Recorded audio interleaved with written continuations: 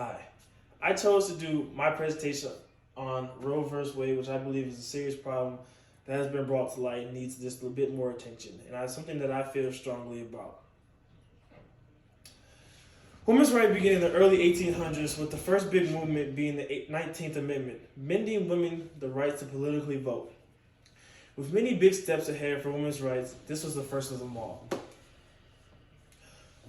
On June 24th, 2022, very recently, Roe vs. Wade had been overturned.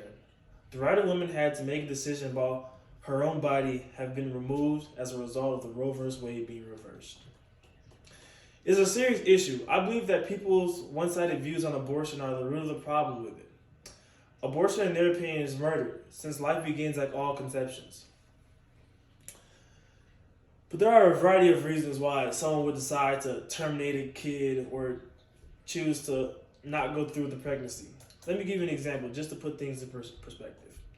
For instance, if a woman feels she is not ready to have children, or having a kid would be a great deal of pain, or bring her much pain that she was just not prepared to go through, or going through something such as being raped, the termination of a pregnancy may occasionally be decided absolutely necessary in this case.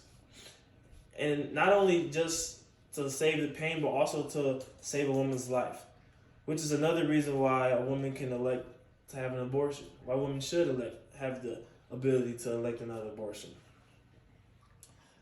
The debate with this abortion has been addressed numerous amount of times, and has been a topic of discussions for quite some time now. Back in 1973, Jane Roe, which was a fake name given to the court documents to protect the identity of plaintiff, filed lawsuit against Henry Wade, the district attorney of Dallas County, Texas, where she lived. End quotes. Challenging a Texas law making abortion illegal except by a doctor's orders to save a woman's life. In her lawsuit, Roe allegedly that the state's laws were unconditionally vague and abridged her right of a personal privacy. This was protected by, she says, the 1st, 4th, 5th, 9th, and the 14th Amendment. Next slide. Primarily women, but everyone in the United States is my precise target audience here in this presentation and my campaign.